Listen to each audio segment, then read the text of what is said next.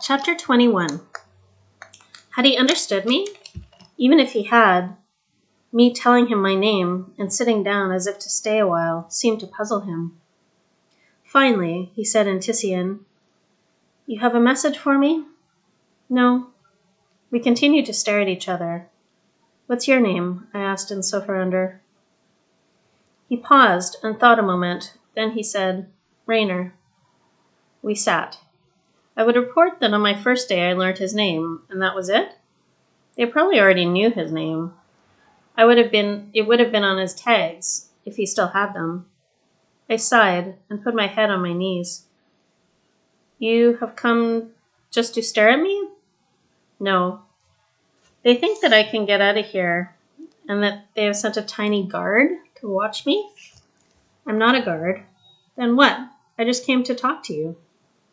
He stared at me for a moment before saying, "Have fun," in Tissian, and turned to look at the wall. As he turned, I could see that the front and back of his beige coverall was marked with a big red fabric X. Rainer was a target. "You're quiet," Rid said to me at lunch. "Where were you?" Kaylin asked. The full truth caught in my throat. I had been told not to tell the others, maybe because I didn't know how they would feel about a Tissian soldier living upstairs. How did I feel about it? I had an assignment. That satisfied them both.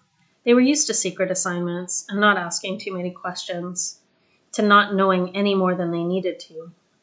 I went to the art room, but it wasn't empty. "Oh, hi, Tommy." He looked up from his project. In the time since we'd been back from our outing, he'd managed to fashion his own model aerial.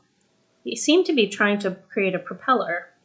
"That looks good," I said. "Will it fly?" "It coasts fine, but I thought if I could get a propeller to turn, maybe it would stay up longer.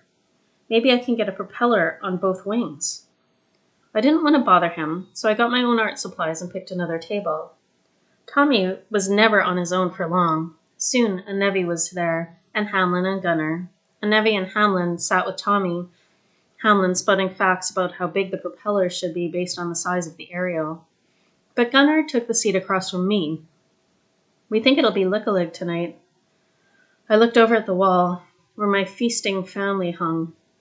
My stomach squirmed. "Oh," I managed to say. Gunnar had followed my eyes to the painting. "And Holtzberg again?" I asked. "They got a lot of factories last night. We don't think they'll repeat.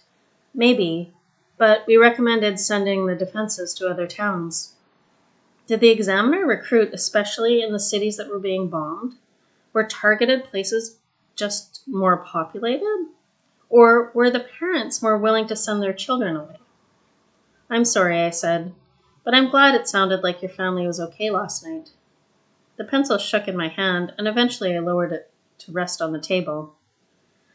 "How do you not just tell them to send in the defenses to your own town every night?"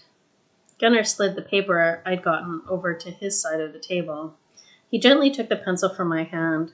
He sketched a rectangle set in a row of others, a building on a block, smaller rectangles, windows, circles, faces in the windows. His home? His family? Could have been any home, any family. He looked back up at me.